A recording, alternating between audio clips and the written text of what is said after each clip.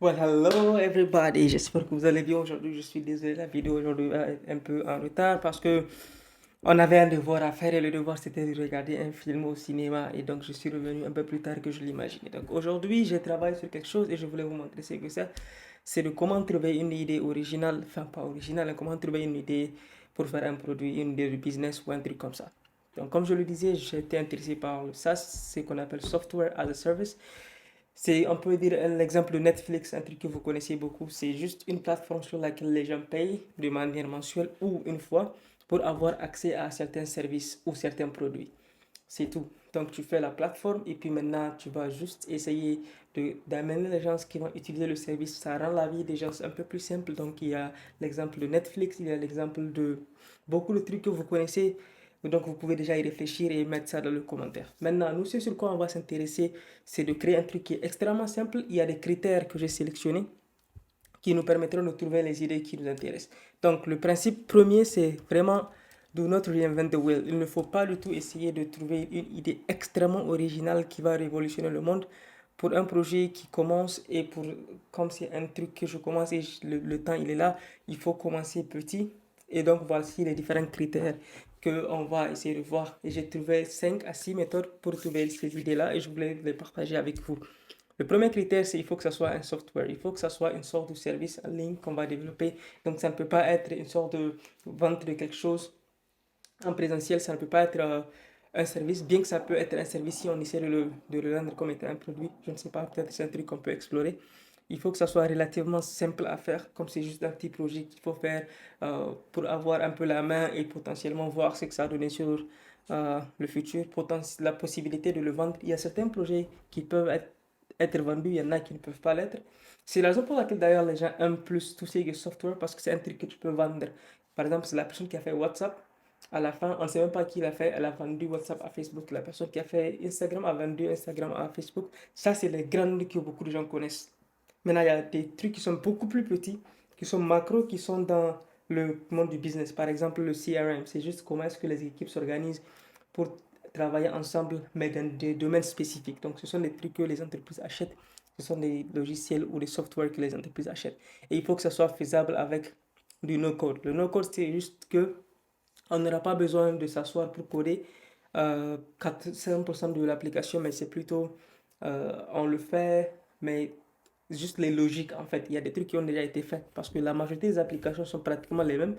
Je vous donne un exemple. Toutes les applications que vous connaissez ou bien tous les services que vous connaissez, quand tu cliques, d'abord on te demande de sign up. Il faut que tu t'enregistres ou bien que tu te connectes. C'est la même chose. Donc pourquoi coder ça si tu peux déjà utiliser un truc qui a déjà été fait?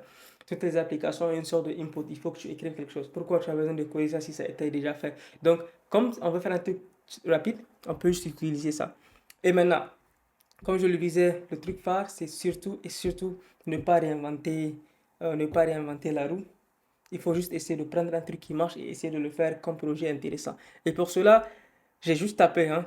On peut trouver 5 à 6 méthodes pour trouver les idées d'un projet sur lequel on peut travailler. La première idée, c'est déjà taper sur Internet qu'est-ce qui se vend. Donc j'ai tapé euh, où est-ce qu'il faut vendre les entreprises. Si tu veux vendre un logiciel ou un truc comme ça, tu vas où exactement? Donc, j'ai trouvé ça, voilà les sites que j'ai vus. Il y a déjà un site que j'utilise beaucoup, que j'ai commencé à utiliser.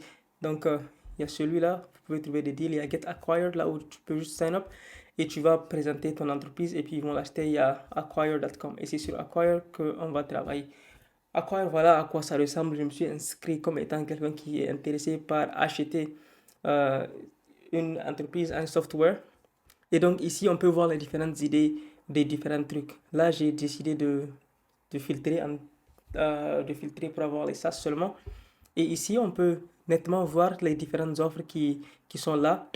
Quels sont les revenus qui viennent, les revenus mensuels ou les revenus annuels.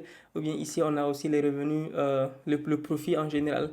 Et qu'on sort, ça, c'est ce qu'ils demandent pour le business. Maintenant, on va juste essayer de voir les idées en lisant ce qu'il y a écrit ici pour voir si on peut trouver quelque chose d'intéressant. Et c'est un processus qui prend beaucoup de temps pour trouver un truc sur lequel on peut travailler. Par exemple, ici, White Label Digital Agency. Ok, c'est un truc de... Tu as, tu crées un produit là où maintenant ton client va sur la plateforme, il peut créer sa propre marque. dessus et il peut suivre ses différents posts sur les réseaux sociaux, sur Instagram, sur LinkedIn et consorts. Et en même temps, ça peut aussi donner des suggestions pour que ça soit fait par l'IA automatiquement. C'est un truc qui peut automatiser. Ça peut être un truc intéressant à faire peut-être. Et ça se voit qu'ils font du profit qui est là, il y a le revenu, il y a le profit, il y a aussi ceux qui demandent, ils veulent vendre ça à 1,6 million. Donc cela veut dire qu'ils font des résultats. On peut essayer de voir autre chose. Et c'est un peu comme ça en fait que vous allez aller lire en fonction de vos compétences et tout. Il y a beaucoup de trucs sur l'IA ces derniers temps. Donc ça peut être intéressant de regarder ça aussi. Maintenant, voilà les idées que j'ai sélectionnées sur lesquelles j'étais en train de réfléchir il y a, quand je faisais mes trucs. Donc, il y en a quelques-unes que j'ai vues qui peuvent être des projets qui sont un peu plus faciles que d'autres peuvent être un peu plus compliqués.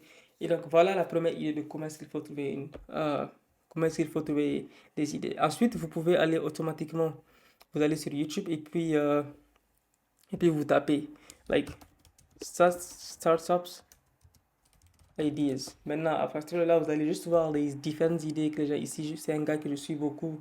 Il est extrêmement intéressant. Il y a celui-là aussi qui est extrêmement bon dans le domaine aussi. Il y a MakerConf qui font la même chose.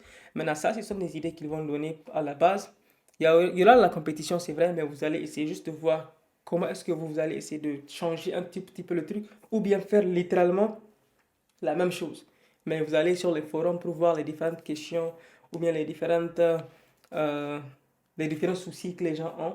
Par exemple, si lorsque j'utilise ça, il n'y a pas certains trucs, donc vous allez juste créer le truc, un truc très simple, et puis vous allez essayer de tester l'idée.